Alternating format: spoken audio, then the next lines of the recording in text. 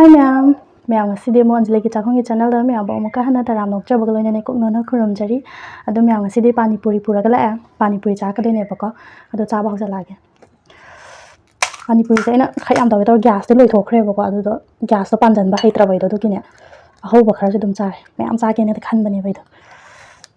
mi ka dam lai tra ba gas pan bina horake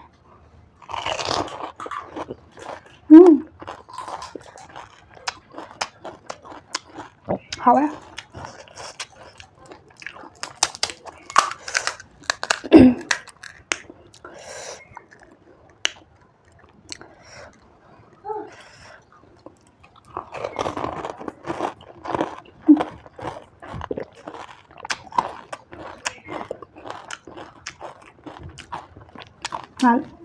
Chào bữa nay mình sẽ chơi bữa có pani puri sẽ đúng không last rồi bữa khi thẹn rồi chắc ta đôi khi đang mình rồi lôi thuộc khi bao giờ anh nằm tới yum đã biển anh ta hồ cha cái này khăn bận này đúng không gas pan dần vào hết tao vậy đó gas rồi đấy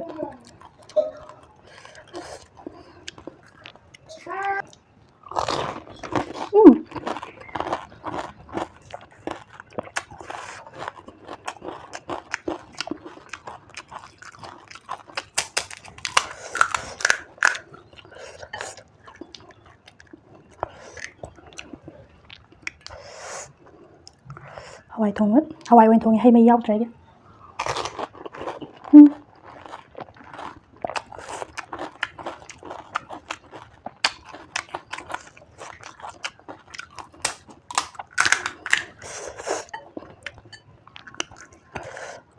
hay chứ chắc khâu sọc cái bạn nó sao bây giờ vào đôi chứ hay chứ kẻ sao gần để yêu nè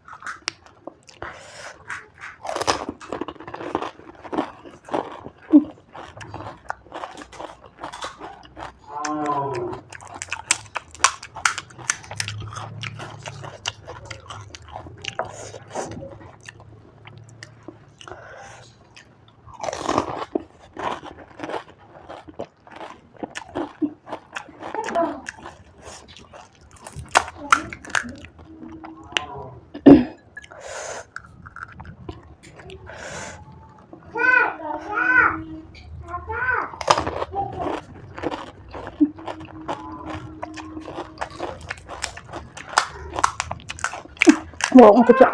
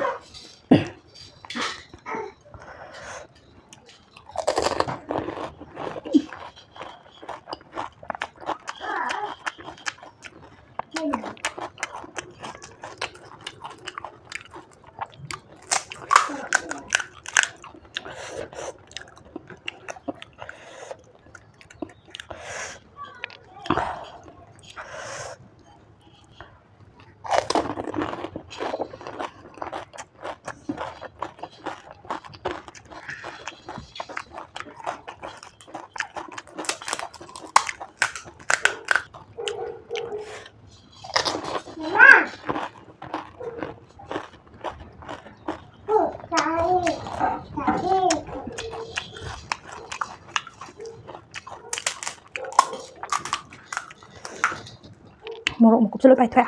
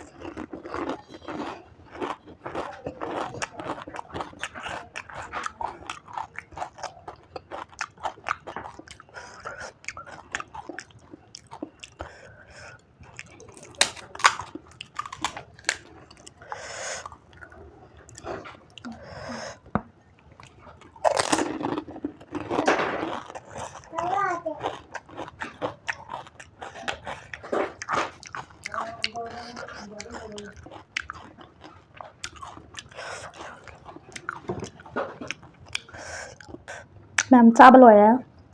ꯚꯤꯗꯤꯑꯣꯁꯦ ꯁꯤꯗ ꯂꯣꯏꯁꯟꯅꯕ ꯇꯧꯔꯛꯀꯦꯕꯀꯣ ꯃꯌꯥꯝ ꯑꯗꯣ ꯉꯧꯗꯦ ꯈꯔ ꯇꯠꯂꯦ ꯁꯨꯃꯥꯏꯅ ꯆꯥꯕꯁꯦ ꯑꯩꯅ ꯃꯍꯤ ꯌꯥꯎꯗꯅ ꯈꯔ ꯁꯥꯏꯈꯤꯕꯗꯣ ꯑꯗꯨꯗꯤ ꯃꯌꯥꯝ ꯚꯤꯗꯤꯑꯣꯁꯦ ꯂꯣꯏꯁꯟꯅꯕ ꯇꯧꯔꯛꯀꯦ ꯃꯌꯥꯝꯅ ꯑꯩꯒꯤ ꯆꯦꯅꯦꯜꯁꯦ ꯁꯕꯁꯀ꯭ꯔꯥꯏꯕ ꯇꯧꯗꯕ ꯌꯥꯎ ꯇꯥꯔꯒꯗꯤ ꯁꯕꯁꯀ꯭ꯔꯥꯏꯕ ꯁꯣꯏꯗꯅ ꯇꯧꯁꯟꯕꯤꯔꯝꯃꯣ ꯂꯥꯏꯛ ꯀꯣꯃꯦꯟ ꯇꯧꯁꯟꯕꯤꯔꯝꯃꯣꯕꯀꯣ ꯃꯊꯪꯒꯤ ꯅꯦꯛꯁ ꯚꯤꯗꯤꯑꯣꯗ ꯑꯃꯨꯛꯀ ꯃꯌꯥꯝꯒ ꯄꯨꯟꯅ ꯊꯦꯡꯅꯔꯁꯦ ꯉꯁꯤꯒꯤꯗꯤ ꯂꯣꯏꯁꯜꯂꯛꯀꯦ ꯃꯌꯥꯝ ꯕꯥꯏ